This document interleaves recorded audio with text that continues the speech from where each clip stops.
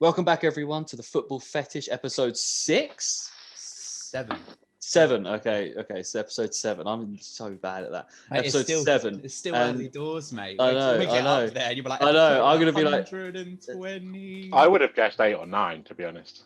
Okay. So, well, at least Mark knows what's going on. Yeah. Welcome back to Football Fetish, episode 7, with myself. I nearly said myself, Harry.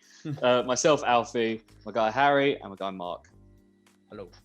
Hello. How you guys been? Oh yeah, I've been all right. Could have been better.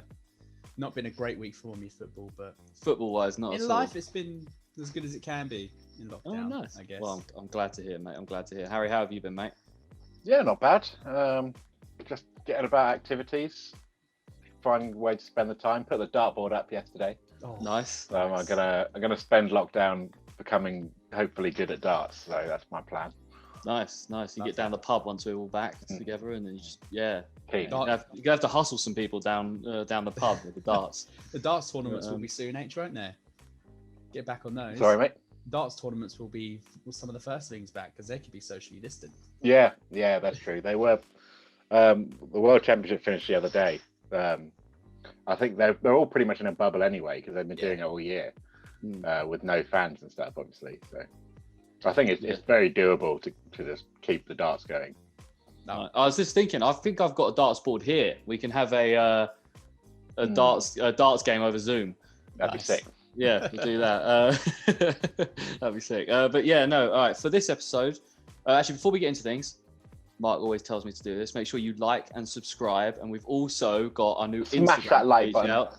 There we go. We've got a new Instagram page out, which I'm sure Mark will pop up on the screen somewhere or Yeah, pop in the description. Definitely He does put it in his the thing. description. Here. Here. Boom. All right. Boom. But so for this episode, I think we're just going to go over some transfer stuff. We've sort of got something for everyone, I guess. And also Mark has done his predictions for the end of year table, what the Premier League table is going to look like at the end of the year. He's going to give us that, and we're going to talk about it, see what we think. Probably have Man City around 7-8, I'm imagining. We'll see. We'll see where we get. We'll see where Unless we he's get there. changed. It'll be unless he's changed. controversial wherever it is. Yeah. Excellent. Right. Well, yeah. Getting into it, Arsenal. For the transfer, I've just gone alphabetically. For the transfers, I was thinking about a player that I could get in. I know, Harry, you were looking at players to get rid of, so you'll go on that. I tried to for everything. Yeah. Yeah. I mentioned this in the Arsenal episode, I believe, with Hendry and Ollie. But I think they should sign James Maddison. Yeah. Or try at very least. Yeah, there's a lot of players I think they can try for. Yeah, I think they should. I think the Jack Grealish boat has sort of sailed with that, because I know last season they were looking to get him, and then there was some sort of controversy. Well, not controversy, it just didn't really ever amount to anything. I think Arsenal sort of looked down on Grealish a little bit during the summer with the transfers, and I don't really see him as a fit there anyway. Personally, I see James Maddison much more as an Arsenal player than Jack Grealish. I know they're very similar. I think it's just. Personally, I just see that. Do you know what I mean? Yeah, I can see where you're coming from. I think the way Arteta wants to play, I think he probably would fit in better. Yeah. Well, there we go. But what did you guys think of that, James Maddison? I didn't think of James Maddison, not gonna lie, but yeah, I think Leicester. Who would Leicester replace? Would they get a replacement? Because they got what, Harvey? They'd have to. I think they would. Yeah. I mean, they They'd got have the money. He's a big for player. it. And the money that you would get for Maddison, you could get a good attacking, creative midfielder. They could get Grealish. They could. Just do a little swap in, swap out. You never know. But I also do think that I don't think Arteta will be there. I still don't think Arteta will be at Arsenal long, and I do still want Arsenal to get Brendan Rodgers. And I'm also thinking that this might influence the whole James Maddison thing potentially if that happens. But yeah, I just like that. I think he would gel well in there with. I like Partey, Danny Ceballos, and James Maddison as a midfield. I think they would actually work quite nicely for Arsenal. Or Xhaka, depending on how they wanted to play it. It's quite a dynamic mid. Someone you could do. Yeah, well, you could just have everything. Partey to sit at sort of a 6 and just defend in front of the back 4 or back 3, however they want to play. And then you let Danny Ceballos roam in that middle bit of the pitch. He's good at that, and then you just let Maddison do his thing, creative up top, really. But yeah, I mean, H, who have you got for who they should get rid of or what they should do else otherwise. Well, I mean, I tried not to go down the obvious route, but I mean, it's so blindingly obvious that I had to pick Mesut Ozil. I mean, they shouldn't get rid of him. They should be playing him. But that doesn't look like that. Doesn't look like that's going to happen. So free Mesut Ozil.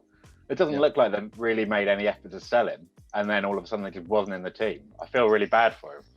But no, they should, just for the sake of not being dicks, just let him play somewhere else. Well, what'd you get for him? What'd you get for him? Like, realistically, what are you getting for him? You still 20 million? Over 20. I think you could still I over 20. think that's to sell at 28. 28, okay. Because there's no way teams are playing 40 odd. No, I depend. Is his contract up this year? I don't know. Let me have a little look. If so, then you're not going to get much at all. You might as well just let him wait it out. And his contract will expire in the summer of 2021. So he is gone at the end of the season regardless, I think. I guess try and get a bit of money from him if you can. But you might as well try and sell him. If he's going to go in the summer anyway, you might as well try and see what you can do. He's not even doing anything, mate. Even ship him off as part of a deal to get someone else in, maybe. Try and do something like, I don't know, loan him out, whatever. Just get him out of the team. It's not good for him to be there. Get a bit of the wages down. Yeah, exactly. Even if it's just like 20% of the wages covered, it's still less money you're paying. Exactly, and they're paying so much to him. I mean, I fully agree. I reckon we'll see Ozil move somewhere. It just doesn't make sense to keep him on the payroll, let alone even potentially ever play him. Like, I wouldn't be surprised if he ended up back in Germany, maybe at Schalke again, where he started. I don't know, maybe someone that could be an interesting shout. I mean, I don't know. Turkey, I could say. Yeah, I think it'd be quite interesting. All right, on to Arsenal. They've got a few things that they can do there going in January, but Villa, bit of a weird. I've gone for Chris Mepham. Is that how you say it? From Bournemouth, the defender. Okay. Yeah, he was decent last year. I just think that I don't think going forward they really need to sort much. They've got Ollie Watkins, their striker. They've got Grealish. They've got El Ghazi. They've got Douglas Luiz in the midfield for them. He's a good ball winner. And then John McGinn. Yeah. They don't need anything going forward midfield-wise. I think at the back they could just reassure themselves at the back a bit. And I think he's a good. Yeah, he's only 23, I believe, Mepham. He's not going to cost much. He'll probably cost you tops 15 mil. And Aston Villa can do that, I think. And it's not fit in right away, but he'll be there to develop alongside obviously the younger guys they've got going forward. Just be interesting. And he's from Bournemouth. That they're in the Championship. If Villa come knocking, I'm sure Mepham is going to want that move. Absolutely. But yeah, what do you guys think about that? If you do anything, I mean, I could see that working out. I mean, sorry to interrupt, Mark. That's right. But yeah, going forward is where Villa have made their bread and butter this season, isn't it? So yeah, a bit more improvement to the defensive ranks would be a good thing, even if they're not looking for like a week in week out starter. Exactly. Bolster the ranks. I mean, I pretty much that's what I was going to say. Going forward, Villa seem quite sound at the moment. They've got a good pairing with Grealish and Ollie Watkins. In terms of Grealish's creativity is giving Watkins so much opportunity. I think he just needs that bit more experience because he came. Which league did he come from? Because it wasn't Ollie Watkins. Championship. He was playing for Brentford. Brentford last year. Yeah. So he obviously, as we all know, the Premier League is a completely different style of football. And I think if Ollie Watkins playing at the way he's playing now, if he keeps doing that and then goes into next season, he'll only get better. I don't think he will get worse because it's not like he's been playing top flight football for ages. This is his first real shot at playing top flight football. So I think they're not going to get rid of Jack Grealish unless someone wants to come in and pay like 80 mil for him, which maybe even more. I know that I think last time I heard they slapped a 100 million price on him. Well, that is what he is worth. He's irreplaceable because he's irreplaceable at the moment. He is literally irreplaceable. Yeah, so I think going back again, that's probably the only place they can make any changes. Who they got at the back? They got Tyrone Mings, not terrible. But again, there's nothing. John McGinn's decent if he pulls back. So he could be a bit more of a holding mid. Yeah. But Ross Barkley as well. Didn't think about if they can get him permanently. Yeah, he's been really good for them. that brings some Premier League experience with the Definitely. young players that they have as well. So that's good. I think Villa are probably an exciting team to watch in the transfer market because I doubt they're going to sell. I wouldn't have thought so. But I think they'll definitely buy someone because they want to keep the momentum and the position that they're in at the moment, which is a really good position for them. Nice. Yeah. Well, Harry, if they are going to sell or do anything like that, what are they going to do? Sorry to disappoint, but all I've got was just maintain the course. They're doing really well. Nice, Maybe see what they can add, but there's no one worth selling. I wouldn't sell anyone. Yeah, no, fair enough. I'm really excited by that. It'd be cool to see them become a top 6-7 team or whatever. Like, it would be wicked. It'll change the dynamic. Historically, they are in the top. Well, of course, definitely, definitely, but just not on the pitch at the moment. For Brighton, I've gone through one that I don't rate. I like the way Brighton play football. I like Graham Potter, but they don't have a striker that's going to go in and out and is capable of getting you consistent goals. And this, obviously Mapai's okay, but the person I've gone for isn't quite there in terms of that, but I think he definitely could be. And I've gone for Josh King from Bournemouth again. I think isn't he? I thought he was to come from Liverpool. Was that Harry Wilson? Solanke? No. Jordan Knight. A lot of people going from Liverpool. Oh no worries. I think I'm just thinking of a different player here. Josh King. I think Josh King might have been Man United academy. I think he was. Yeah, I think he was United. But Josh King, he hasn't been too great this season. But then, I mean, he probably feels quite deflated. I imagine, obviously, being in the Premier League and that kind of thing, coming down to the Champions League, maybe it's not working for him. I'm not really sure the ins and outs of it. Harry, do you have anything to touch on that? Josh King this season for Bournemouth, do you know much? Was it a Championship specialist? Bournemouth are doing fairly well. Let me load up the table quickly. So Bournemouth are actually third. They're playing decent stuff. Let me see what Josh King's stats are. Because I remember he was one of their main goal threats in the Prem. He was looking really Definitely. good. He's played 8 games, no goals, no assists. Yeah, that was what I was afraid of. But I still think in a team that plays better football like Brighton, that have like players like Lallana and Pascal Gross. I think Josh King can thrive on that, man. And I think he would have been better at Bournemouth as well if he wasn't in the shadow of Callum Wilson the entire time he was there. So I think it'd be interesting to see how that goes. A change of scenery can always be. It can revive a player's career. Now, just because of that. So yeah, we'll see how it goes. But Harry, what have you got for Brighton there? So for this one, I've gone not so much that they should bother trying to sell anyone, but I think someone I would tip as probably will leave the club at some point is Yves Bissouma. Right. Just for ability-wise, he's only 24. I think I really rate him. I think he's a really good defensive midfielder. I think without him, some games they probably would have done a lot worse. I'll be honest. Yeah, definitely. I could see him going on to like a Europa League, Champions League team later on in his career. Yeah, for sure. I agree. I also think with that Tariq Lamptey as well, they need to keep Lamptey. Brighton. He's a wicked player. But Mark, what do you think about Josh King and keeping sort of hold of a couple of players or whatever? I think you kind of hit the nail on the head there with him sort of being under the radar or in the shadow of Callum Wilson. He definitely is a player with potential, and I think him going down with Bournemouth has had a knock on confidence. Yeah. So I think if he came to a team like Brighton who play okay football, they're not terrible football, they play okay football, and has quite experienced players around him, I think they can get the best out of him, even though he's an experienced player himself.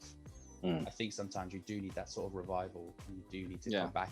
If he came back, he probably would have way more drive to beat Brighton. I think there is room to be Brighton's front man at the top. And I think definitely. Neil Mapai and Danny Welbeck are not it. Yeah, so I think he'll see that as an opportunity really that's where he will reach his prime, potentially. I mean, he's getting on, he's at 27, 28? 28. Yeah, he's getting on. He's handful of years. Yeah, I think he's it's about time to he actually, becomes a starting, a number 9 type thing, if he's going to do it. Yeah, I mean, it wasn't that long. It was only a couple of seasons ago, Man United were looking at signing him. Imagine what would happen at that.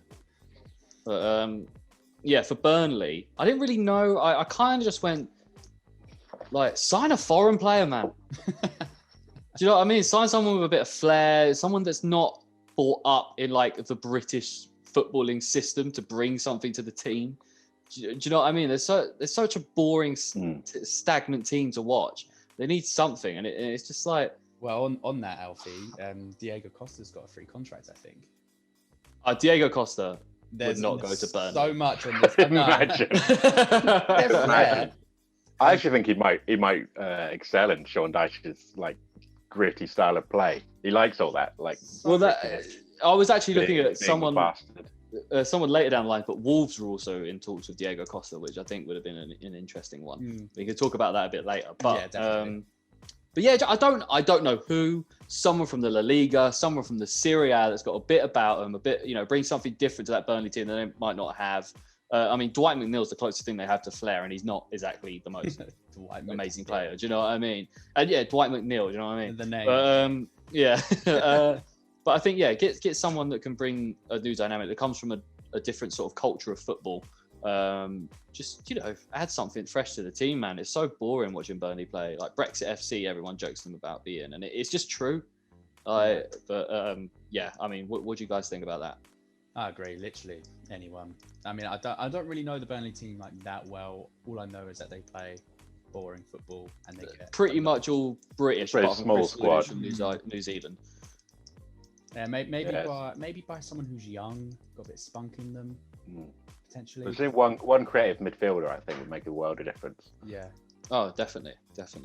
They need someone that can just slip the ball in behind. But if they're going to do that, they're going to need a bit more mobile strikers than Chris Wood and Ashley Barnes. If they're going to want to be playing that kind of football. It depends what they want to do with that creative midfielder, but getting in behind is going to be difficult with obviously Ashley Wood and Chris Barnes. But yeah, Harry, what have you got for your Burnley take? The only player I could find, they've got such a small squad. The only player I could find who was worth selling was Matty Vidra. Oh yeah. He's Reading. Yes, yeah, he wasn't that impressive when he was there. Remember how good? I don't know if you remember when he was at Watford. How exciting he was. Yeah, he was quality. Scoring loads of goals. He was quite young at that point. But he's had a few injuries the last 5-6 years or so. His goal scoring record at Burnley is poor. I don't know whether that's just because a lot of those are sub appearances or what, but I mean, he's injured at the moment. He's 28 years old. I think they could still get a couple of million for him. Someone will pay that. There's no point keeping him there because he's not better than Chris Wood. He's not better than Ashley Barnes. No. Who's that other striker they've got? Jay Rodriguez. I think Jay Rodriguez. Oh yeah, Jay Rodriguez. Yeah, I think just get rid of him while you can. Yeah, definitely. I agree. I also had as well as that, I had keep Nick Pope and James Tarkowski as much as possible. Do not let them go, otherwise they're going to go down. But yeah, for Chelsea, I've just sort of come along with they don't need to buy anyone. Let's just get that clear. There's no need to buy anyone. They need to stop buying. That's their problem. They need to stop. That's what I've said. I'll just sell the players Frank doesn't want. Because he's trying to be so accommodating to everyone right now, putting teams in. He obviously doesn't want Kovacic. He obviously doesn't really want Giroud.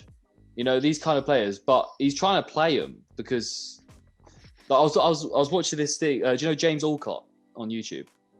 Yes. Yeah. Yes. So I was watching his thing about it, and he was saying about how he's sort of got this problem where he's got new players that he's bought in that are like, well, you've just bought me in, so I should be able to play. He's got young players that he relied on last year who were like, right, well, when all this stuff was going on last year, you relied on me and we did well, I should get to play. And then you've got the players that have been there for a long time that are coming back for injury or whatever, that are also like, I've been here for a long time, I should play. And he's trying to accommodate all of them. He needs to somehow get rid of the deadwood that he doesn't want. Azpilicueta, he's going to have to get rid of Azpilicueta. Players like this, Tomori doesn't really get a look in. You've got Kovacic, Hudson-Odoi, Tammy Abraham. Are you going to keep Tammy Abraham or you're not? Is Mason Mount really a part of your future? I think he should be, but if you've got Havertz and Ziyech, and Pulisic, where does Mount fit into that? Do you know what I mean? So yeah, definitely don't need to buy anyone, but they do need to get rid of some deadwood. Get rid of Kepa for God's sake. Just do whatever you can, really. I heard they were going for Donnarumma, and That would be awesome, but they don't need Yeah. Kepa, Mendy, and I Donnarumma. think he's out of contract as this that summer as well, Donnarumma. Yeah, I believe he is, which would be insane Hit if they for got free him. would be unreal. Oh, that would be It'd potentially be signing of like the exact decade. opposite of Kepa. Yeah, it would be as good, I think, as. Well, I don't know. Actually, I don't want to say. I'll say it anyway. Fuck it. It would be as good as when Bayern signed Lewandowski for free. Jesus. It could be as good as that. You know what I mean? It could well be, but yeah, for Chelsea, that's it. Just sorry, H, I might have taken your thunder a bit there, mate. But I mean, you might have some players that they could go into though. I just to get rid of some dead wood, man. Yeah, I did put Kepa. I tried to look at other things. You can't not mention Kepa in terms of getting rid of people. Draw a line under it, pretend it never happened, move on with Mendy or with Donnarumma, whoever. Also, free Ruben Loftus-Cheek.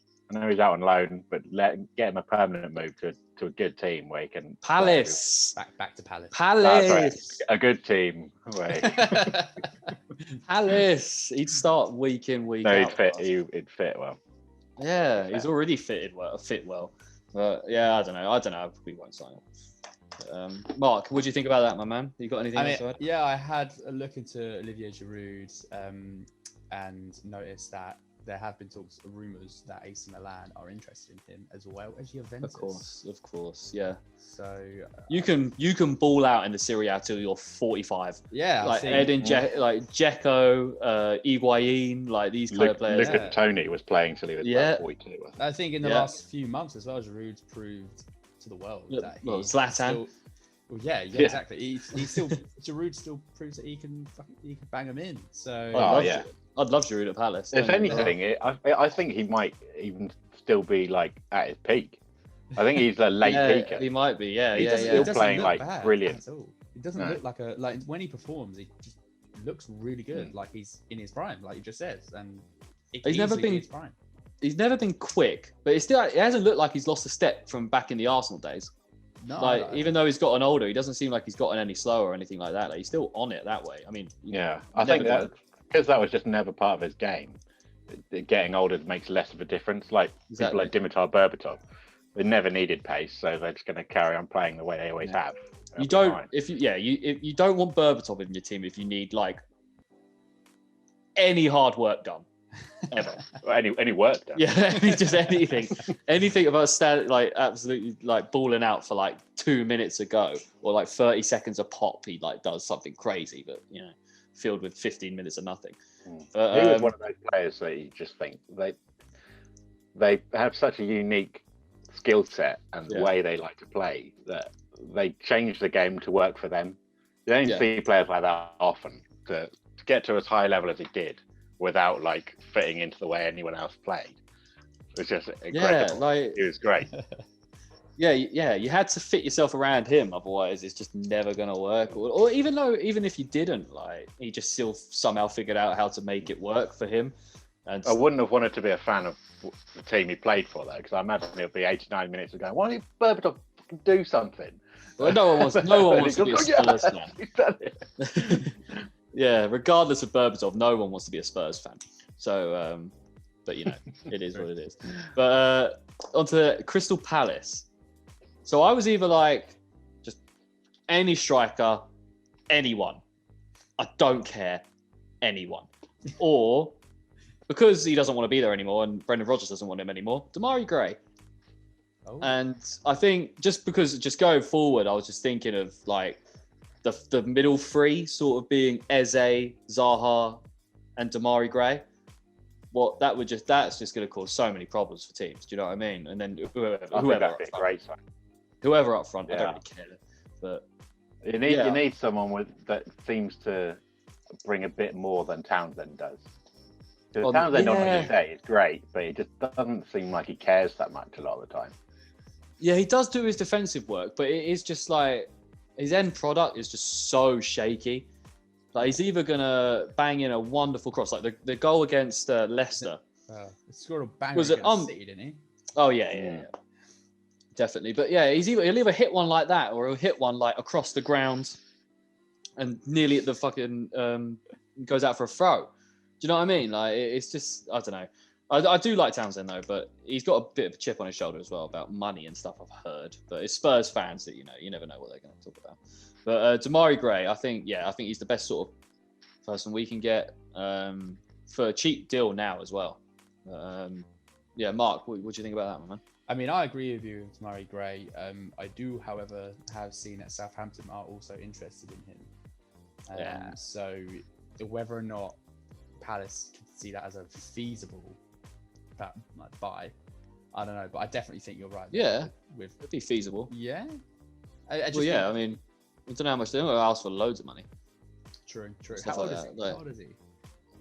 I don't know. Murray Gray. He's probably like 23. I can't imagine he's too. He's definitely not 25 yet. I wouldn't have thought. Yeah. But, Because he probably is going to start wanting to play like every game, and I think he could do that at Palace. But He definitely would do that at Palace. Yeah. Definitely would rather than play. Southampton. So I think, I agree Definitely. with you with Murray Gray there. I had him on my radar as well. He's 24. 24. So yeah, exactly. He's gonna want to be playing, if not every game, every other game here. So, But these are the kind. For me, these are the kind of signings we have to make if we are going to keep Zaha. It might, from him wanting to stay, the boat already might have gone on other teams wanting to buy him, because I think in the big teams in world football right now, I think if you're looking at a winger, Zaha's not really the first one you look at. no. Do you know what I mean? So I it'd be think it's interesting. more like a deadline day panic buy for a bigger team who doesn't have a winger. That's it, mate. In a league that doesn't really matter. But Which would be good for you, actually, because if it's deadline day panic buy, you can get more money from it. Definitely. I mean, I think we're still looking at. I think we still want like 80 mil, Jeez. 80, 60, like between 60, 80 mil. I think is what we still want for him, and I think that's wicked. Like, keep going, be bastards about it. I don't care. Like, get your money. Yeah, you know what I man, get mean? your money, Like, fill your I squad don't. up. It's all fans that are like. Well, there's a lot of Arsenal fans on because they're just like, you know what Arsenal fans are like, man. They think everyone wants to play for Arsenal. And I just see people like, like, why are they trying to sell it for 80? It's just because that's what he's worth for us, man. What do you mean? Yeah. It's it's dictated by the team that has the contract for the player. It's not dictated by the team that wants to buy them. You can't just go, you know what? I'm going to give you 40 mil and that's it. And It's you're like, going to accept it. Yeah. My hands are tied here. I've got to do something. No, 30. But yeah, look, it's just ridiculous. So I think, hold out on Zaha, do whatever you want. I don't really care at this point. If he goes, he goes. If he stays, he stays. I'm past it at this point. I don't care. But we need to get someone for the future if that's going to happen, or we need someone to get to be there with him. And Damari Gray can fill both of those, I think. But yeah, H, what you got, man? For Palace, this could be brutal. Find any way, any avenue possible, whatever it takes, whatever you have to do, whoever you have to assassinate, etc. Get Christian Benteke out of the club, off the wage bill, get him gone. Because there's no doubt that he is on an absurd wage because of how big his name was for a period in time. He's definitely he's definitely on about 100 grand. Yeah. Oh man, That's absurd. Think what Palace could do with that money. Oh mate, you think that's absurd? I'll tell you something even worse. I will tell you something even worse. Max Meyer is on 125 grand a week. Has he ever played for Palace? I forgot. I actually forgot he played for us for some time. I only found out a couple of weeks ago when you mentioned it. But no, that was because we got him for free. But yeah, that's about it. He makes annually. When did he sign that?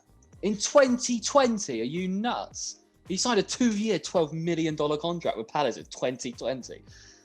Oh. I hate it. I hate my club, man. Jesus Christ.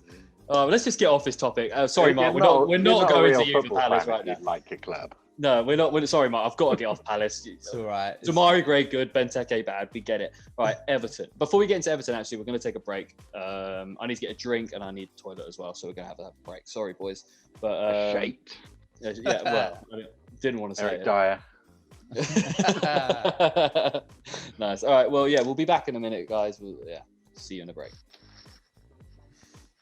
Right. Yeah, I actually do need to piss. All right, H. All right, we'll come back now. Right. Welcome back, everyone, to part 2 of episode 7. We just finished talking about my team, Crystal Palace, thank God. And now we are going on to Everton. For Everton, who I think they should get, it's definitely a new keeper, my lord.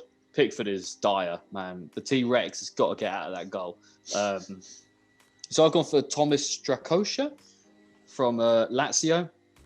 Good, he's only 25, I believe. Young keeper, very good. Picked him up on Footy Manager and he smashed it for me. So it's sort of another reason why I've been biased, yeah, a little bit biased towards him. But no, he's a really good keeper. I think solid shot stopper, good reflexes, makes routine saves look routine, not like wonder saves. World saves, yeah. You don't want to keep like Pickford who makes every save look like a world save. You just want to make he makes the same save, but he makes it look easy. And he's just he's a good goalkeeper. I think that will sort them out. They obviously brought in Ben Godfrey for the centre back position, and I think he has taken a little time to get to going, but I think he's going to be a fantastic centre back for them alongside Michael Keane. And this is one of the last pieces to the puzzle. For this Ancelotti Everton team is the keeper situation, and they have to replace Pickford. He's not good. I don't want to hear anyone say he's a good keeper. He's not a good keeper. Yeah, I think you're right there. I'll stay quiet then. Yeah. Oh, do you think he's a good keeper? I don't think he's as bad as everyone says he is. He is erratic. Don't get me wrong, but the best thing about him is distribution. Like the best thing about him is he can kick it really long. Really far. When he's on his day, he does make some fantastic stops, regardless of whether or not they're for the camera. He does have the ability to make some insane series of saves. But yeah, you're right about you don't want someone doing it for the cameras. The only spectacular goalkeeper like that I've ever seen, but you also trust like 100% was Ali Al Habsi. He made some absurd saves, but you just never felt like he was going to fuck up. At Reading and Wigan, I believe. Yeah, love that man. But, Ali Al Habsi, good old. What a throwback player! Bloody hell. Obviously, yeah. But H, so what have you got for this, man? Everton's a tricky one. Pains me to say it because I love him as a player, and for obviously. I know who you're going to say. I know who you're going to say. Gylfi Sigurdsson. Yeah. Fantastic player, in my opinion. Does not fit Everton at all. He fits the old team. He does. He's from. Yeah, he just does not fit in at all. They've had to play him recently with Rodriguez being injured. I'm not saying it's all his fault, the downturn in form, but it doesn't work really. He needs to find a team where he can shine again. Because obviously we all know how good he is when he's on his form and like be able to bang him in like when he's at Swansea and stuff. Oh mate, quality.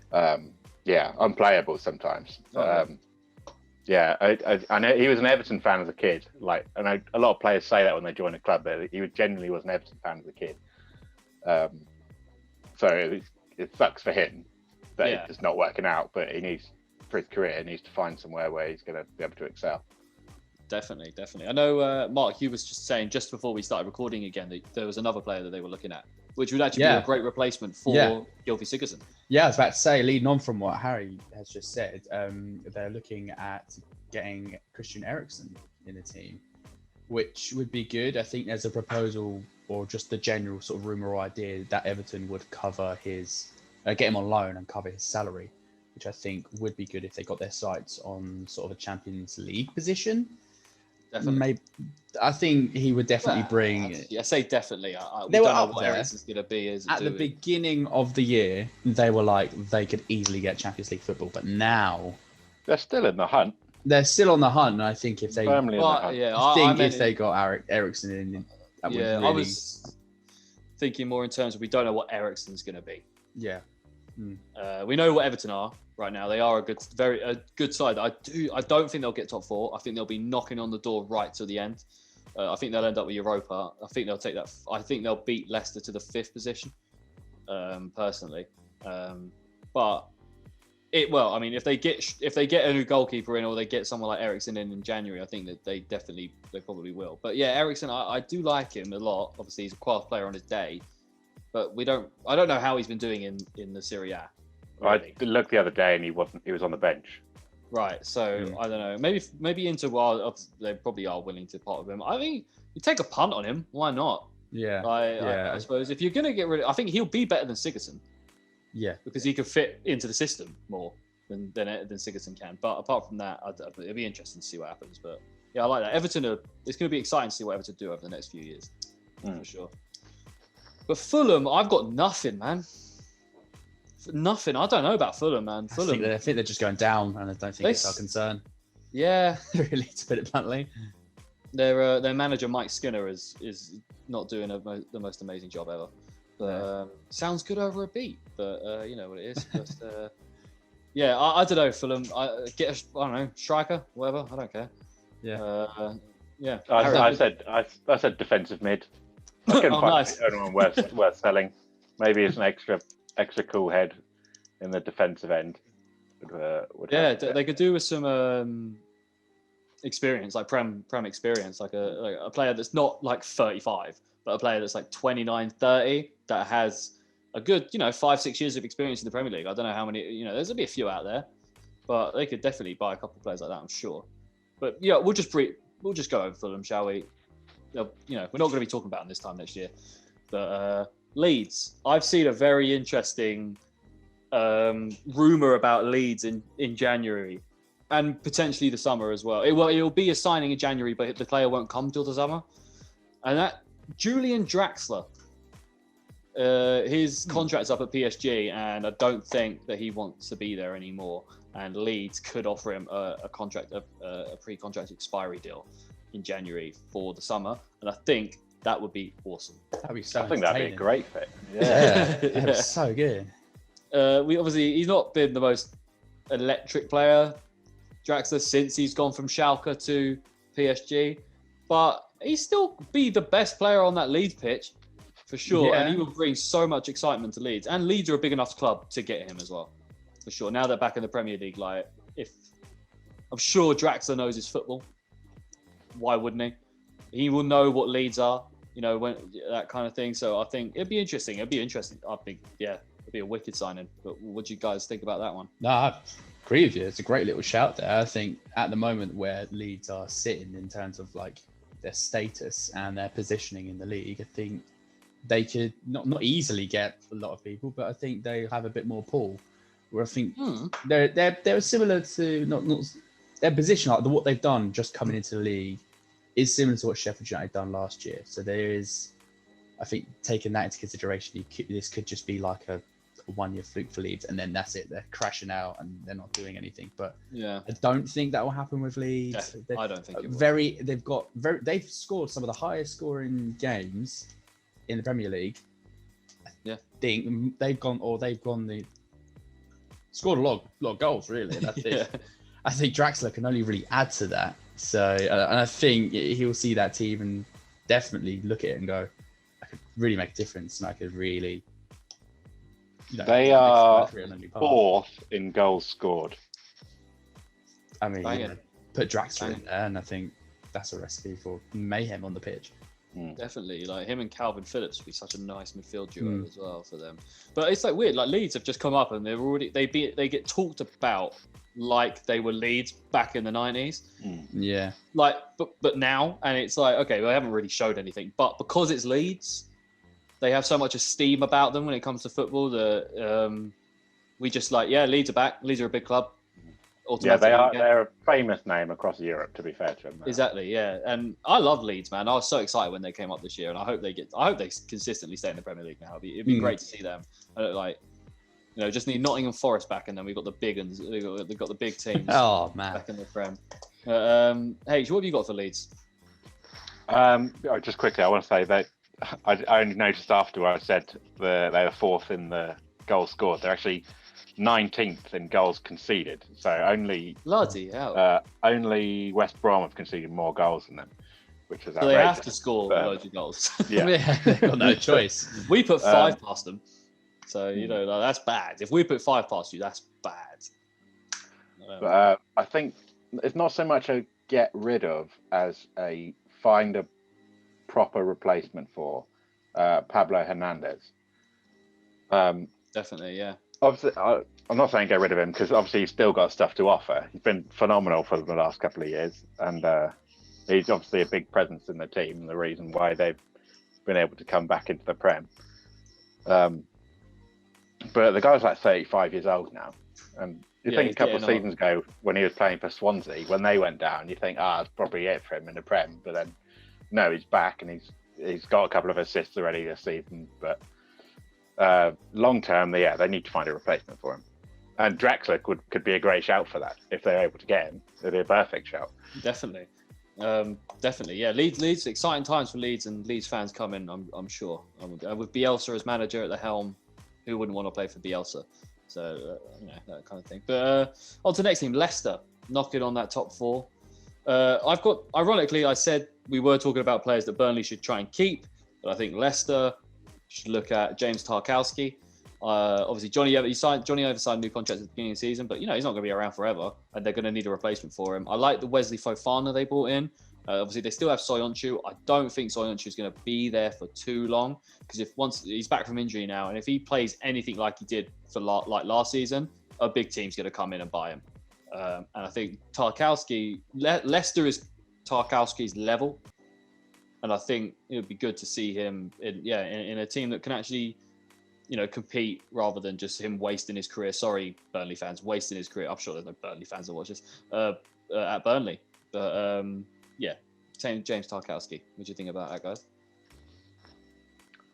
I think that'd be a great signing. I think he's nailed that. Yeah, it's just like I hadn't occurred to me before, but I think that would really work. Okay, yeah, sweet. All right, nice one. All right, hey, have you got any? What are they doing on your end? Sorry, mate. Oh, mate, they've got to get rid of Timothy Castagna. What a terrible! I was joking. He actually did pretty good the other day against Newcastle. Oh, mate, I know. Since I've been saying this, I've been noticing he's been balling since I said that he was. He's a good player. He is a good player. He's good at Atalanta. Someone they should get rid of. They don't really have any problem people in the team, to be fair. Nah. But someone I think's not really been used like he should be is Hamza Chowdhury. Right. Yeah. I think he should try and get a move if he can. Because I think they don't need him, do they? He's a good player. Yeah, they don't need him. I did hear the other day he was apparently offered to Newcastle. I think it'd be a really good signing for them. Their midfield. I mean, they got the Longstaff brothers. That's all I can think of. Name another centre mid. No, that's what I was thinking. I think it'd be a really good signing for them. To be fair. Yeah, I agree. I think it'd be good for them. It's not good for him, but it'd be good for them. I think regular Premier League football would be good for him. To be fair, it would be. I just don't think I'm going to go down either. So no, that's true. I think it's just be thinking Newcastle with Tin Pot. I think that's what it is. Yeah, they're absolutely Tin Pot. but yeah, I can see that happening. But what do you think, Mark? I haven't really seen much in sort of like actual official rumours just yet, really in regards to Leicester.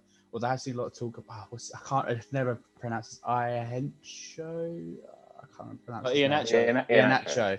I've seen some stuff about him actually being sold because I wouldn't be surprised. He hasn't really done much. So yeah, I forgot he was like some wonder kid for a season.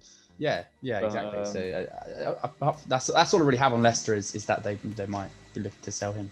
He was doing so well for City at one point. Oh, mate. Where all of a sudden they just replaced him with Gabriel Jesus, who started basically doing the exact same thing Iheanacho was doing. I thought, why have they got rid of Iheanacho? Yeah. I don't know. It's Man City. They do whatever the hell they want, don't they? Liverpool. I'm going to leave this to Mark for the most part. The only person I've written down someone, and it doesn't make any sense. It's never going to happen, but I want to see it. Thomas Muller. Oh, Jesus. I want to see Thomas Muller playing centre forward instead of Firmino. That would be insane. I mean, that would be insane. That's Champions League. Is this just your? Is this? That's just my personal thing. What I want to see. I would think regardless. Arne, Salah, and Muller would be fucking ridiculous. He'd have like 30 goals, 30 assists, Muller. You'd score like 400 goals in a calendar year. So all three of them lot playing together. But I can't deny Muller being a great a great player, legendary. He's never leaving Bayern, though, unfortunately. No, I was going to say, it's just never going to happen. As much as that would be amazing in football. He's at the only team in the world, really, that's better than Liverpool. So why leave? Yeah, you're right. They're a current. Are they the current champion? They're the current Champions League champions. Yeah, they're current champions. So, I literally that's it. That's the only team, only team I can think of. That's it. Bayern Munich, and I don't even argue that. No. Even we predicted they'd beat Liverpool in the final. Yeah. It's in this year. If you want to know what happened on that, goes back to our earlier podcast where we spoke plug. Yeah, sorry, Mark. You do your thing on this one, man. Yeah, man. Liverpool fan. There's a lot happening for Liverpool, and I think there's not so much rumours rather than expectations. I think what I'll start with is the defence. So obviously, Van Dijk, Gomez, 2 big injuries, and they're out to the next season, and it has really fucked us, I think. It has given opportunity for players like Reece Williams and Nathaniel Phillips coming into play. And I think Reece Williams has a lot of potential. Looks really good. Looks like he's making got a good football head on him, making good choices. Nathaniel Phillips, on the other hand, is a good guy who can take a hit and can get back up. And this isn't someone who I think is going to, take an injury and really get hurt, right? Makes the wrong decision, and I think as the last resort, I don't think that's good enough, really. Right. I think we'd have to get a talent in, and what I looked at was Sven Botman, a 20-year-old defender from Schalke. Mad. Okay, I had no idea. Yeah, that's been apparently he's been linked with Liverpool as. I'm assuming either a replacement Gomez or backup Gomez. Because let's be honest, you're not going to. Fragile Virgil van Dijk as well. He could go out, he'd snap his leg in no time. Do you know what I mean? Well, we need more depth in that. we need more depth in that bench because I think it's a bit awkward. But obviously, we've got Rilla Lovren, who was a good centre back. He was decent. But I'd still rather have that Phillips kid than Lovren, man. Yeah, fair enough. I like Lovren. I think Lovren was a good footballer. Scapegoated a lot. Yeah, he was. But he didn't help himself by calling himself the best centre back in the world. No, not at all. No, not at all. He's just inviting. I didn't know about that. I didn't know. It was inviting it. It was just after. He's. It was just before the Champions League, wasn't it? No, it was when Croatia were doing really well. Oh yeah, okay. It was in the World Cup. And he was the best fucking centre back in the world. I was like, okay, we're not we did. But yeah, anyway, as far as defence goes, that is who I've seen coming in potentially, which I think would be a smart buy, and I trust who Jurgen wants to buy because our track record for bringing players in has always been just really good. So, have you missed on anyone? I mean. Yeah, like signing, when you hit or miss on them. Have you missed on anyone yet? Well, at the moment, through this transfer? No, through Klopp's reign as Liverpool manager. To be honest, Keita? That's what I was thinking. Keita, just because of the potentially Minamino, but that's too early to say. I was going to say it's a bit too early because he's shown good signs. Definitely, I think he's shown really good signs in. Isn't he gonna have to? Sorry to interrupt. Isn't he's already 24, 25, right? Yeah. He's gonna need to develop quick if he's gonna do anything, right? Yeah. But he's not 21 or 22. Like not at all. If he's gonna do anything, he needs to do it in the next season or two. Like really come on. So if he played for RB Leipzig and did really, really well. He played for Salzburg, didn't he? Salzburg? I think it was Salzburg with Haaland, I think. Yeah, something like that. I can't remember. One of the Red Bull teams. Yeah. So he did really well, Minamino, in that team, and really, I think after we played one of the teams he was in, and I think Henderson went up to Klopp and was like, "We need to sign him. We need to," and basically that's really what was the catalyst for that. But I don't know. I think he had bigger expectations than what he's living up to. Right. Yeah. That's why I said maybe Minamino, because I expected him to be like a contender to start most matches, and I just haven't really thought about him. Yeah. Well, I mean, He's gonna find it even more difficult now. You got Jota balling out every time he steps on the pitch for Liverpool. Yeah, So, it's definitely tough, and I think potentially maybe you could. I think Keita is a good player, and I think he has had his moments playing really well, but he's had too many moments not playing well. So it's like I'd rather have a player that is good and consistent rather than a player that was great one day, terrible the next. Yeah, for sure. It's tough to say, but yeah.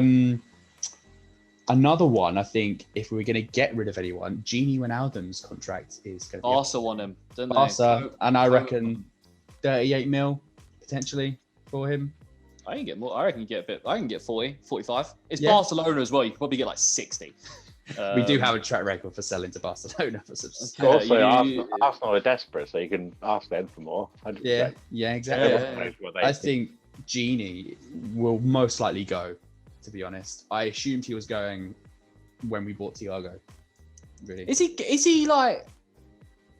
What is Wijnaldum? I'm so confused over Wijnaldum as a player because I don't know if he's world class or not. I think he is, mate. He's played so many games. I don't know. Gone I just uninjured. don't know. He's a great. I think the consistent term player, world scores class goals. is thrown around too much.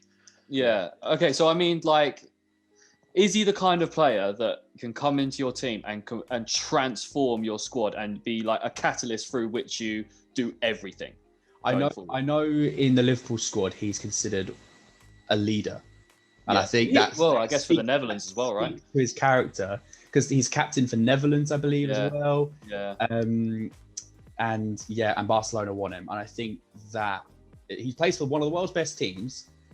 Netherlands are also a great team, which he is a captain of, and Barca want him, and I think those three things probably you think would criterize themselves as potentially world class. And I think Gini Wijnaldum is world class. I think he could go into any team right now. Okay. And do what? Center attacking. I think he'd be the man tracking back and forward, picking the ball up, getting that key pass through. No, I do like him. I'm not like saying that he's shit or anything. Get a handful of goals. I think he could also get a handful of goals. He's done that for Liverpool. Yeah. He's an all-round mid player, and he doesn't get injured. He's never unfit. Doesn't take knocks. Never. My personal thinking for him is it just because he's in Klopp's system? Potentially, but then he starts a lot of games. And consistently. That's cool, isn't it? Like that's completely fine. But like a big team isn't going to come and be like, right, we need like a centre forward type thing. They're not going to.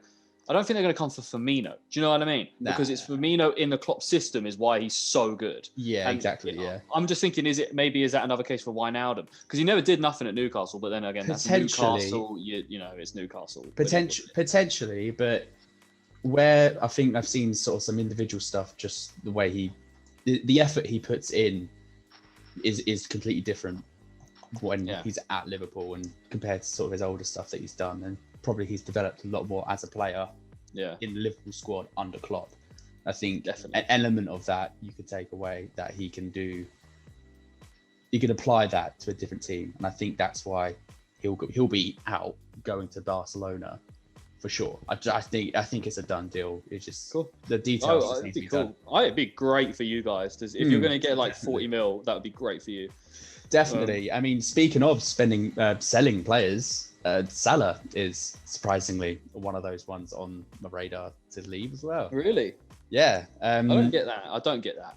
Well, apparently Real Madrid want to buy him. Why go to Real Madrid right now, man? I don't know. Or PSG, I think. Like one of them.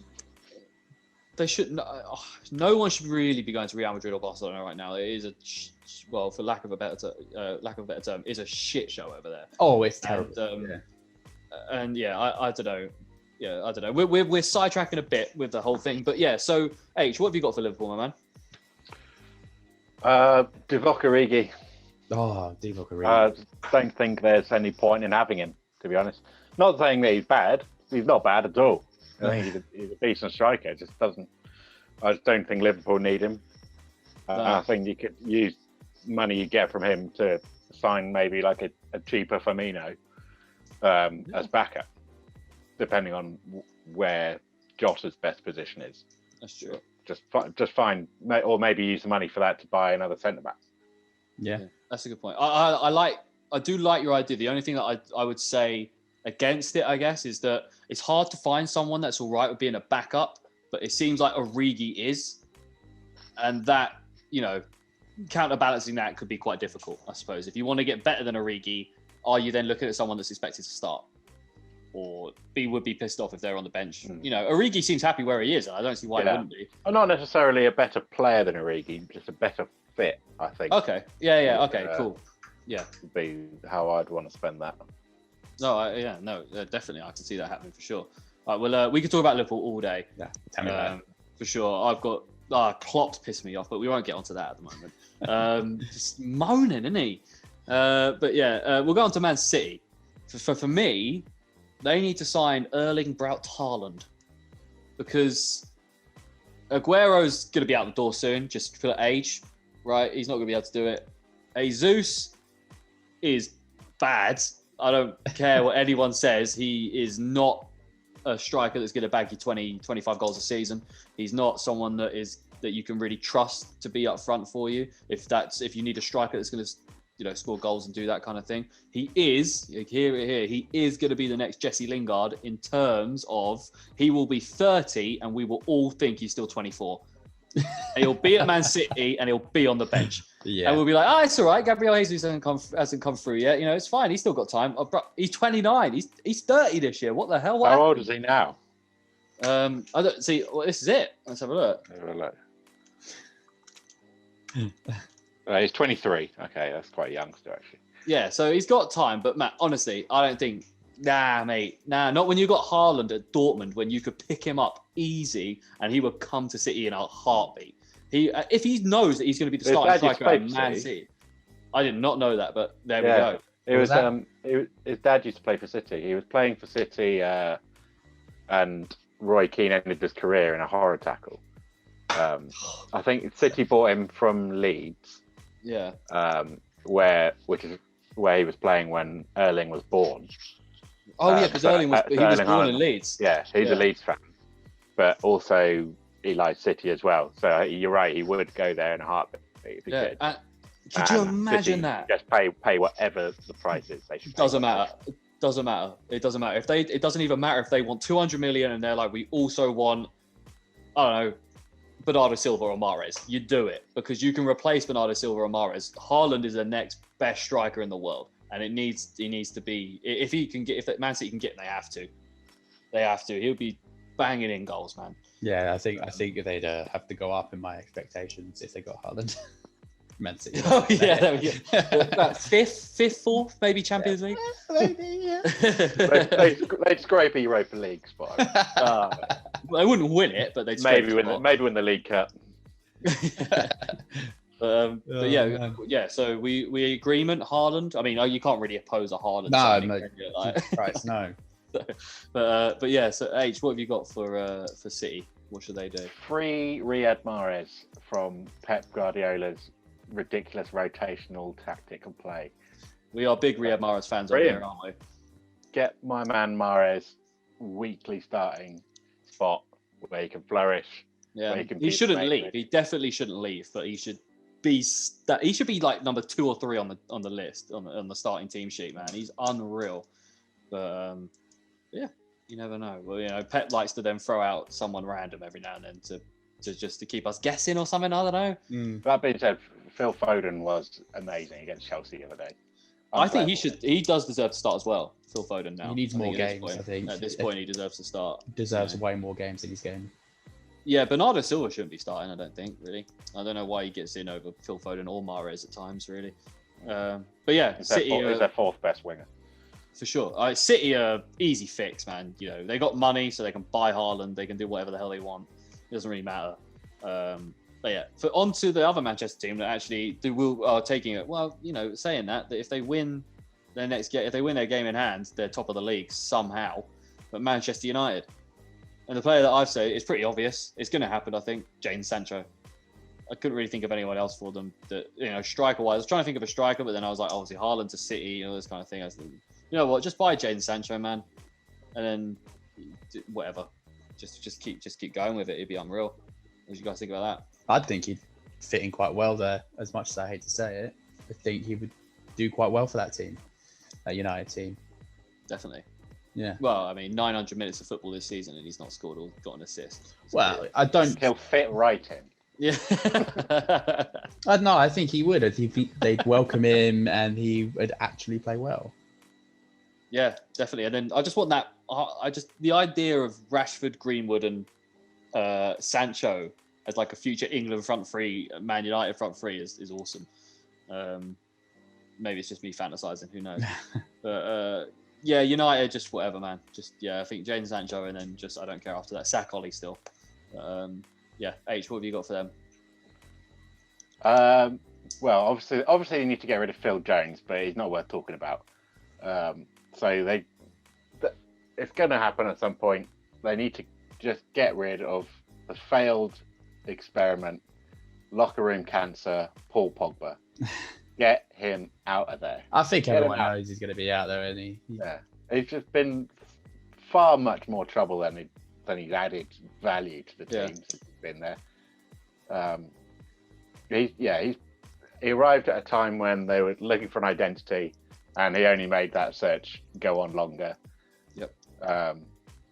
Just get him out of there. Forget about him. I mean, Fernandes has showed how bad he is.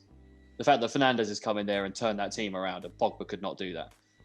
For a third of the price or something. For a third of the price and a third of, probably even like less than a third of the stress of the locker room. Just get him out, man. They don't need him. We've touched on this, I think, before. He's one of them. What do we call it? Luxury players. You don't do any hard work. You only have him in there if you've got players that can pick up for him in the team. And Man United do not have that. So I like that. But I think we're about to go into break number 2, and we'll be back momentarily. Talks, which will be good at 9. Unfortunately for UH, the Bucks Washington game doesn't start till like 1:15 in the morning, Sunday morning. Fine, I've got nothing else. I'm not there. Might as well, innit? Oh, But, bastard. And then 6 Sunday is Ravens Texans at 6:05 in the evening, which is going to be a sick game, and I can't wait for that. Then 9:40 is Bears versus Saints. Saints are going to win that. And then unfortunately, Mark, 1:15 in the morning, Monday morning, is Browns versus Steelers, which is actually I might stay up for that game because I think that's going to be a good game. Steelers, drops a highlight again. Yeah. Let me know if you stay up for it, because I probably will as well. Yeah, we can FaceTime or something. Discord. We can Discord chat, because then that'll keep us awake and shit.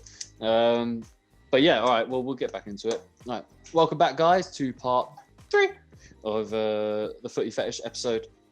So, whatever. We just did Man United, and we're on to Newcastle. So simple. Get Joelinton out of your team, out of the Premier League. He couldn't hit a barn door in League 2. Honestly, like he is maybe one. I think he's worse than Benteke. I genuinely think he's worse than Benteke. At least Benteke brings a couple of other things that you can, make excuses for him with. Joelinton does nothing. Like he's just a terrible player. What do you think? I would say get Joelinton out of the club. Get him out. Couldn't hit a barn door. He couldn't. Not even in League 2. He couldn't. Not in League 2. Yeah, spot on. Nothing else to say about Newcastle. Joelinton, you're not a footballer, mate. Yeah. Mark, all I know about what happened with St. Maximin? He's injured. So yeah, all I know about him though is St. Maximin signed a new 6-year deal. Bloody hell, that must have been some decent money. Yeah, well, actually, I don't know how much that was, but that's probably a good signing for them, to be honest, because 6 years, long time. Yeah. Very long time. So I mean, that's all I know. I'm literally just trying to find out now how much for. I don't think. Wow. Mike Ashley splashed in the cash then. He was also trying to buy Arcadia Group randomly. Well, that's really random. Like Top Man and all that, because it went under. Oh, Jesus. Yeah. Yeah. Oh man, imagine the Top Shop Stadium. That's what Newcastle's going to be called next. Topshop Stadium. But yeah, Newcastle, get rid of Joelinton, man. Whatever, who cares? Sheffield United, mine was really easy. Just get prepared for the Championship. Do whatever in-house stuff you've got to do. Sort contracts out. Whatever you got to do. If you've got to lay some people off, unfortunately, you might have to do that. If you need to bring in or whatever, just get ready for the Championship, man. Because you're going down, basically. That's it, really. Have fun. Yeah, get ready. But yeah, that's it. I don't know if you guys have anything more to say on Sheffield United, what they should do in January, or there's no one to sell. I wouldn't say they have any bad players. That's the thing. Isn't that squad? Wouldn't say, they're a bad player. McGoldrick. Even he's got a couple of goals to see. He's got half of their goals. He's got 4 goals this season. Okay, he's more than I you. It doesn't offer a lot, but he's offering something to the team, and I don't think he's worth getting rid of. If he's got 4 goals this season, damn, I'd actually. I'll take it back because I'll take him at Palace if he's going to get 4 goals in the season. Bloody hell! Can't remember the last time we had a 4-goal-a-season strike. What is that like? No, just add whatever they can. I think. Is there anyone who you'd think would stay in the Prem, like get bought by a Premier League team in Sheffield? Lundstrom. Yeah. Egan maybe. I gotta say, Ramsdale. What is the hype on Ramsdale? He's rubbish. He was rubbish at Bournemouth. He's rubbish at Sheffield United. Like, not having Henderson is the biggest difference between them. Massively, and now he's just rotting on United's bench. But it sucks. But yeah, Sheffield United, do what you got to do, man. Get ready for the Championship. Maybe they'll get Henderson in on loan for the rest of the season. Yeah, maybe. Keep Wilder because you're not going to get a better manager than Wilder anytime soon. You have to keep him. But yeah, that's it, really. Southampton. I've seen some links for it, and I really like it. Brandon Williams from Man United. Add to that youth, they're trying to build a youthful squad. You've got Carl Walker-Peters on one side. Why not get another electric young wing back for the left? He doesn't get past Bertrand, though. Not for a while. Not for a little while, but he will. I'm thinking like future stuff. Right. I don't know that. Yeah, it could be interesting. I just didn't know anything else really as well for Southampton. For them to do. Maybe replace Højbjerg. Because Southampton are keen on Samaria Gray. That's annoying. But I'm sure they'll get him. It's just a rumor. It's just a rumor at the end of it. It's just transfer talk, isn't it? So what will happen with Demarai Gray is we'll be so close to signing him, and then West Ham will swoop in. And it'll be like Jared Bowen, Ben Rama, these sort of situations. Like, I can't be arsed with it anymore, man. But Brandon Williams. What do you guys think, Southampton? I think they just need to keep hold of people. Your James Ward-Prowses, your Danny Ings, Che Adams. Yeah. All of their... Yeah, got a good squad coming along, haven't they? You've got something special. Yeah. Hassan Hüttel's become my favourite manager now. Just my favourite manager in the Premier League, man. He's wicked. Apart from Roy, obviously, but my favourite manager in the Premier League. He's wicked. Shout out to that goal Danny Ings scored yesterday, by the way. Oh my god, man. Gorgeous. What a goal. And Klopp's comment after the game just killed me. Sorry to call Klopp, but he was saying, we knew what they were going to do and we could have defended it. It's like, well, why didn't you, big man? Yeah. And they scored. And then you're saying that you could have played better. Why didn't you, big man? You didn't. He doesn't give other teams the respect that he should, unfortunately. Southampton played so well. Yeah, man. They had Hassan Hüttel's his friend as well. He's got respect to his friend. Yeah. But yeah, it is what it is. I like Hassan Hüttel's reaction. Was awesome. It's good to see that there's still passion like that in football. It's not all money and stuff like that. Do you know what I mean? But moving on, Spurs. This is a player that building for the future again, and this player would also be straight in that starting 11.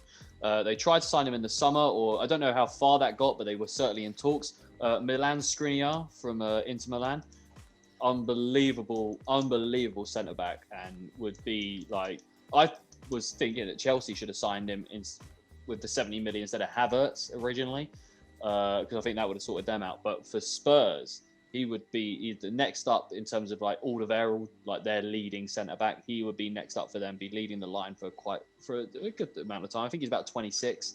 So yeah, I don't know. I think you could get him for about 60, 70 mil. It's just if, Spurs are willing to pay that much. But yeah, I don't know. Spurs, they need to get some defenders for the future, basically.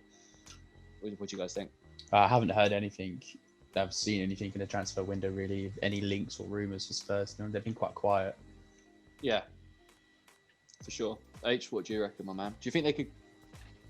I don't know. They need to obviously keep hold of Son and Kane, I guess, but that's about it, right? Yeah, I don't think anyone's going to offer up the money that they would ask for anyway. So I don't think there's much to worry about for Spurs fans in terms of those two. I'd say get rid of Eric Lamela. Oh, mad, yeah. Bloody hell. He's nowhere near the player people thought he was going to be, or that he probably should be. He's been there quite a long time now, wasn't he? He was one of the people signed with the Bale money. I think he's the last person left. He was signed with the Bale money. I think so. He said like Chadley, Ericsson, those kind of. That was in like 2013. Yeah, man. And that's with the H. 7 years of him being there, he's done what? Can't think of a single thing he's done in that 7 years at Tottenham. Nah, I think he went out on loan at one point. I don't even know. They bought it by Rome. I think he might have gone out on loan, but that's the only thing I sort of remember about his time at Tottenham. So cash in. Someone will pay a bit of money for him. Maybe get 15 mil or something for him. Yeah. He's not a terrible player. He just doesn't really offer anything to Tottenham. No, the most I've thought about Lamela as a player is what a waste of number 11 shirt for Spurs. Like number 11 is such a good number, and you've wasted it on Lamela since 2013. Like that's tough, man. That's tough.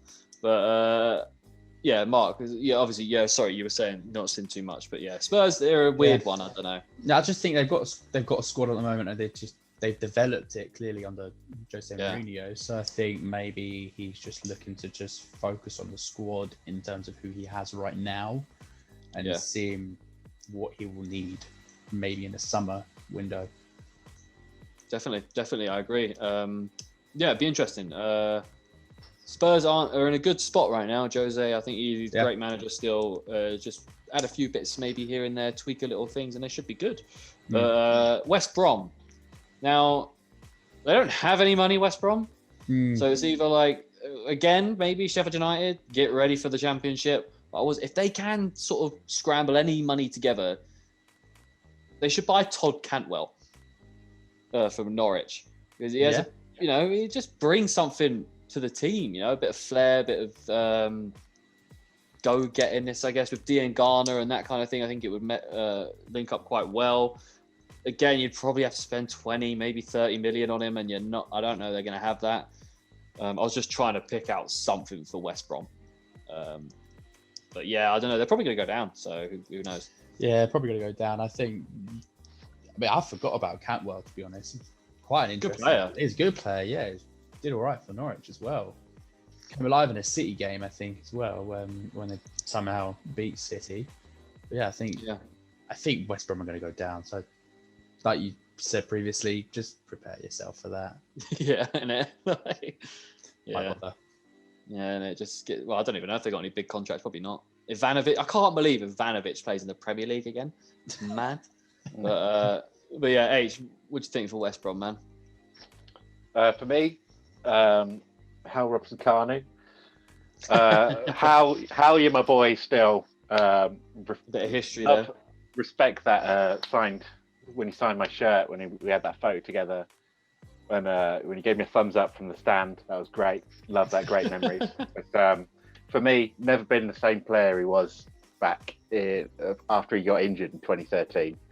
It was so exciting for us. Great on our second time in the Premier League. But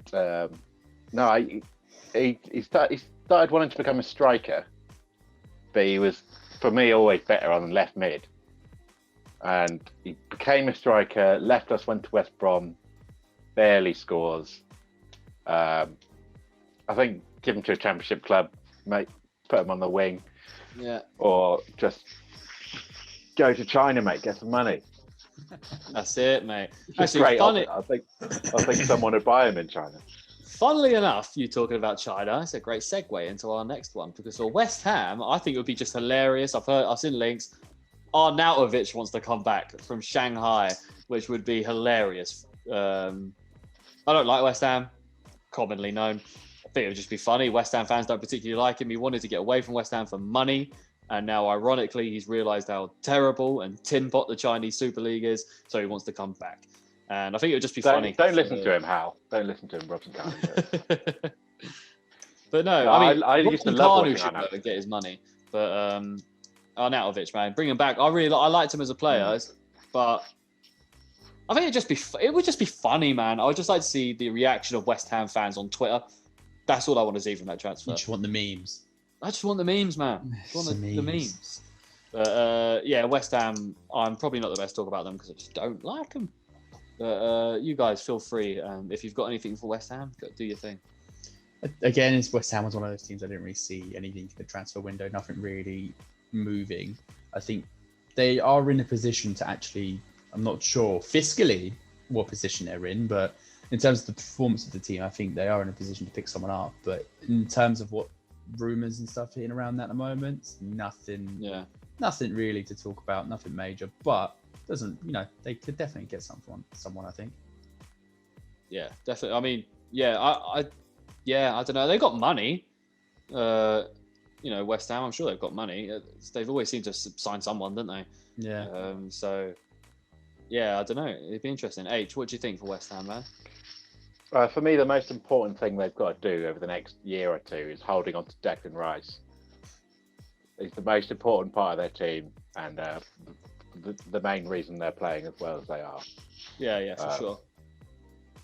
If they want to go on and take the next step into becoming a Europa League team or whatever, then he's going to be so instrumental for that. Unless they sell him on for a lot of money and then use that to build up their squad and become that. But I think while you've got a player like that already at your club, you might as well try and keep him and build it around it because new signings are always a risk. For sure.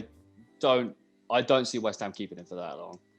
I mean, if he keeps going the way he's going, then every big club in the world's going to want him. So it'd be interesting. So I can't wait for him to leave West Ham so I can support him. But onto the last team, Wolverhampton Wanderers. One of my personal favourite teams in the league. Love to watch them play. Love everything about them. I've gone for Dele Alli. Random, but I think his time at Spurs is done. Some new scenery for him would be fantastic. Wolves could use a player like Dele Alli in that team for sure. If he's not getting in the team week in, week out, it doesn't matter. He could be on the bench for every now and then. They've got players that can fill, that will have competition with him. But I just think, be really interesting signing for Wolves. I think he could provide his career there. It's not really realistic because he's not Portuguese, but it is one of them things. What do you guys think about that? Dele Alli to Wolves. Dele Alli, I think will leave, but from what I've seen, it's not going to be Wolves. Yeah, it's looking like it's going to be PSG of all places. Yeah, that's a very new PSG signing because they've been signing random players that just don't make any sense. So this is what I'm reading from The Sun, just one that pulled up. Probably not the most reliable place.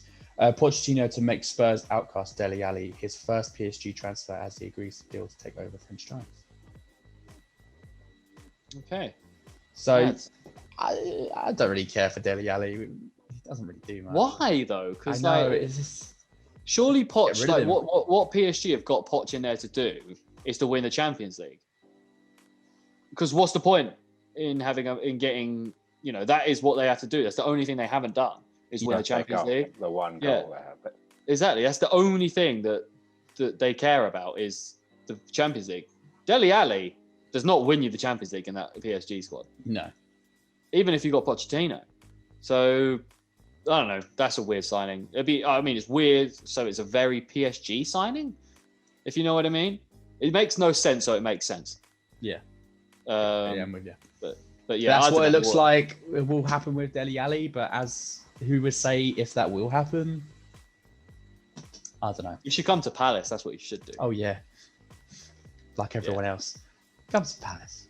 Definitely. I mean, if we could just somehow get the money together for Haaland, I'm sure we could figure something out.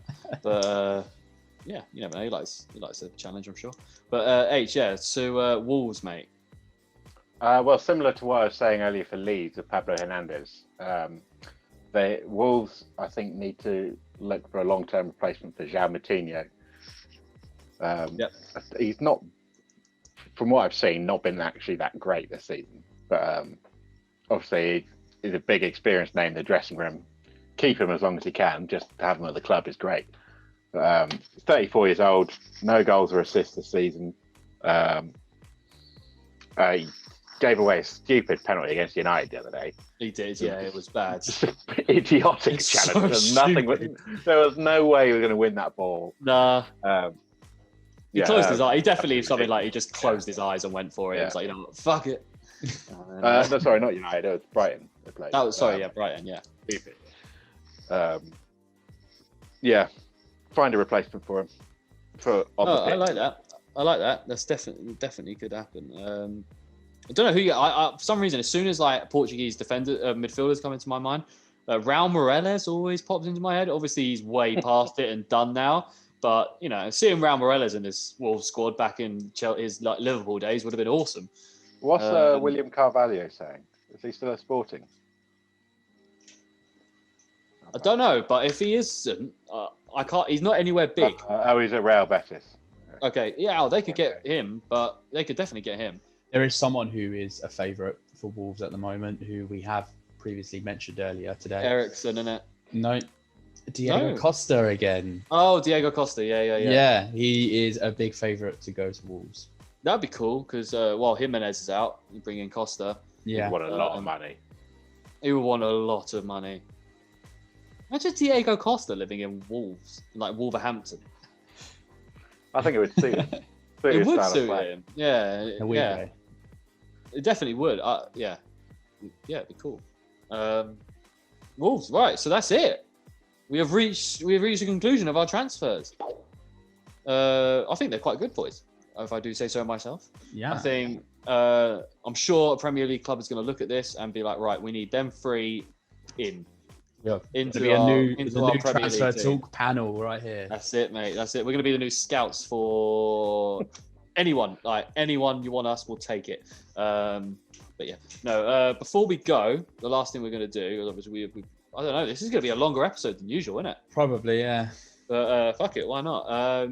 We're going to go. Mark, you're going to take us through your Premier League standings. Yeah. We're going to critique them. Well, I'm going to need your guys' help, really. Okay. It gets real dicey up until the middle. It gets real dicey, like all the way up to the middle. And yeah, we're going to need in the middle. I think we're just going to need a general consensus and we'll just agree. Bottom up or top down? I think bottom up's a bit more interesting. Bottom up. I know you've got your bottom three, so give us your bottom I've got three. my bottom three: Sheffield, West Brom, Fulham. Yeah, I don't think much is going to change. I agree. I don't really care what position they come in. All three will be there. Yeah, definitely. So, yeah. But this is where it immediately starts to get dicey. Because it's so, hear me out. It's so tough at the top right now between everyone. I think this time last year, Liverpool were just, you already knew Liverpool were. Oh, you won the league by this time last year. Exactly. But now it is just back on, like so many teams could win it. Definitely. And that's really thrown me off because it's just like each team individually is doing really well. And I think it's just really hard to break down and look at the team. So can I give you 17? 17, yeah, let's go. Brighton. Yeah, Brighton were. I think they're the next worst team at the moment in the Premier League. Yeah, I agree with that. I'll write that down so we don't. 17th Brighton, yeah. I think, I don't know. They're 17th currently. I don't really think they're going to get any better than that. But yeah. And directly above them at 16th, who do we think? Well, who are the candidates? There's Burnley, candidate, Newcastle. Burnley, Newcastle. Palace. I'm probably thinking Newcastle. Probably those three. I still think Leeds could be. Potentially. Leeds are so like 1 week they look like a Premier League team, the next one they look like a Championship team. I don't think that they're as low as 16th. I think they would get a little bit higher. I'm more. I think I'll go Newcastle. Yeah. I think Newcastle as well. Burnley are a bit more scrappy than Newcastle. So that's Decent bit of form now, Burnley as well. Yeah. That's Newcastle at 16th, which is not great for them, but hey ho. Right, 15th. Is this where we see Leeds? I'd probably say it's still Burnley next. I think it's Burnley. I think it's Burnley too. I agree. Yeah. I think it's Burnley. I think that's fine. Yeah, no, I agree with that. I think next is either us or Leeds. Yeah. I'm going for a bit of bias. I think we're going to finish above Leeds this year. Okay. Oh yeah. I think we're way more as even though we've results haven't been too flattering. We're more of a Premier League team than Leeds. Yeah. I am completely tied on it. Like it could be. Yeah. So. That's annoying because I was going to say Leeds finish higher. Oh god. We're at a standstill. Oh no! Right. We could. Why don't we just put them both joint 13th? Yeah. What, Burnley Palace 13th yeah, and 14th? All right. Yeah, got that. No, that's fine. Wait, so was it Burnley? Wait, it would be joint 13th. Joint 13th. No, you know what? Nah, I'm calling fan bias. Do it once every now and then. Palace finish above Leeds. Can we agree with that? 3-4 times an episode. Leeds. I will take it on my. No, I'm just saying. Like I would take the heat if we don't. So Leeds 14th, Palace 13th. Yeah. I mean, realistically, I'm okay with that. I put a bet we were going to finish in the top 6 at the beginning of the year. That was a stupid idea. But Palace, I reckon 13th. I think we'll finish. Fair. Okay. So we have Leeds 14th, Palace 13th. Right. 12. Arsenal. It's exactly what I have written down here. Oh God, do you agree or do you disagree? I don't know. I actually think they'll climb a little bit, but they will. Yeah. Two votes. You could go for it. Put Arsenal there. Fair enough. Here we go. Put Arsenal there. Yeah. 11th. I mean, I would love it if Arsenal finished for 12th. That'd be great. Hilarious. I don't think they will. I think they'll get top 10. Okay. Yeah. Okay. You know what? We're putting West Ham too high. This is where it's hard. We're putting West Ham too high, man. They're going to fall off. West Ham 12th? I think West Ham will finish below Arsenal this year. Yeah. Yeah. Do you reckon? H, what do you reckon? Yeah, I agree. I don't know how much West Ham will fall off, but everyone's moving at such the same speed. The table kind of people are it's so close. Everyone's just kind of flitting about. Yeah. Can't see it. Definitely. Well, yeah. I mean, if we it's chaos. We've got Arsenal next. If we beat Arsenal, it puts us in 11th. Do you know what I mean? And we're 14th. It's just jumping. No, you're only 11 points behind Liverpool. Yeah, we're not that far. Mad. This is mad. It's insane. Yeah, it's ridiculous. We're only 4 points off European spots, so 5 points off. My maths is fucking horrible. 7 points off the European spots. Jesus, wow. That's not bad. Whatever. But so I think we put West Ham 13th, was it? Or, 12th. West Ham 12th. Arsenal instead of Arsenal. Arsenal 11th. Yeah, I like that. 10th. I'd have Wolves 10th. Without Raul Jimenez, I can't see Wolves. No, actually, yeah, I'll take. Yeah, I'll agree. I forgot about Jimenez. Not Everton. No. Oh no. No, we don't think so. I think they've just come off it a little bit. No. Well, we still got Villa to do, mate. The Villa aren't finishing above Everton. So could that go Wolves? No, because I think Wolves Villa Everton. I think because we still got Southampton, bro. I think Southampton are going to fall. They're not going to keep it up, surely. It's why it was so hard when I was trying to do this earlier. Have you got yours written down already from here? Sort of. I had Wolves, Everton, Villa. as what 10th, 9th, and 8th. No, that. Yeah. Mad. Okay. It's a bit of a mess still. So. Yeah. Where do you have Southampton finishing? 5th. 4. You know what? Southampton's fixture list actually looks pretty good. I know. Yeah. There's a point in April, the end of April, they play City, Leicester, then Liverpool in a row, but that's near the end of the season. So if they're going to keep up their the form they've been on, then I actually think they could do quite well in the league table. I don't think 5th is a bad. Maybe 6th. I went for a little bit of shock value here because that puts them technically above Chelsea. Okay. So before we'll agree Wolves of 10th. Yeah. Right. We'll agree on that. Wolves 10th. I personally then go Aston Villa 9th here. I don't know how you feel about that. Okay. Yeah, I think that's fair. We have the teams that we've got. Well, I think they're a good team, but I think looking at the rest of the league, I think that's fair.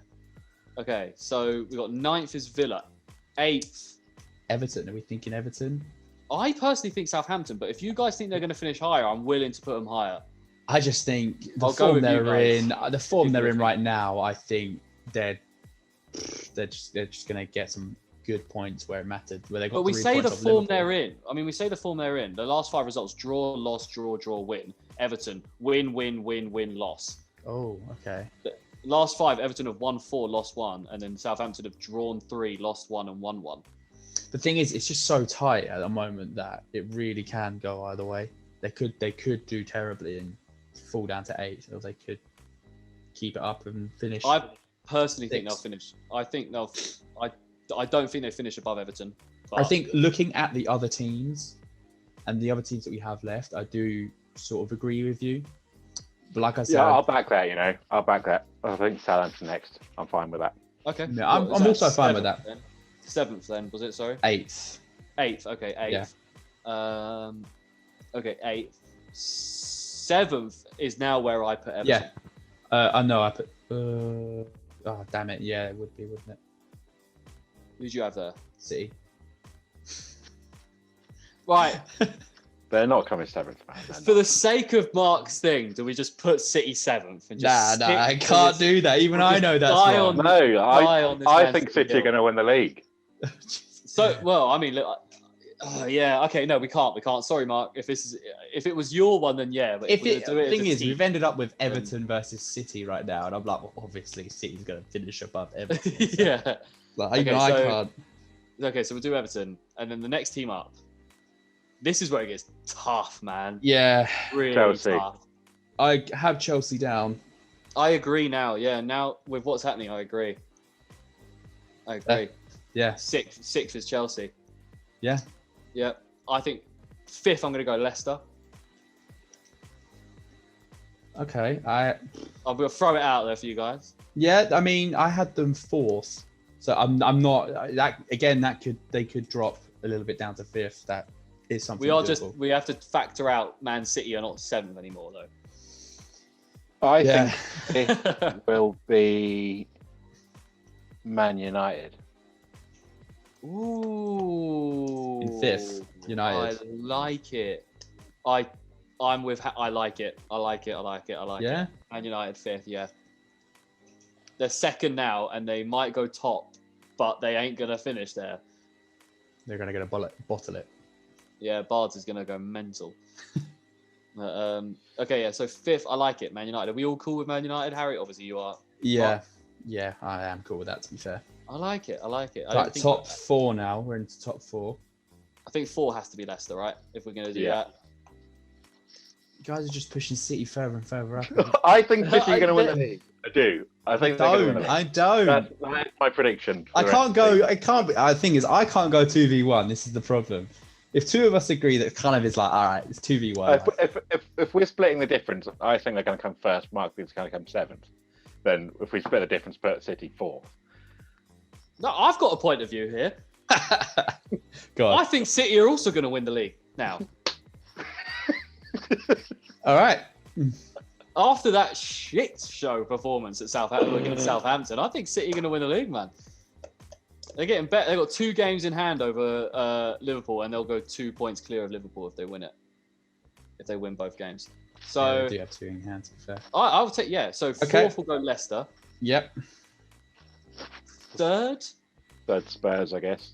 Yeah, Spurs. so much of me wants to say Liverpool, but it won't be, will it? It'll be Spurs. And then, sorry, Mark, Liverpool are going to finish as the runner-up this year. I personally think. And I think Harry will agree with me. I mean, I do agree. On Mark's own list now, we've got Liverpool coming second. It's our list. It is our list. I had Liverpool at top because I think there's no reason why we can't win the league. But The one thing more than anything else Mark wanted for his list is City to be 7. I know. We put them top.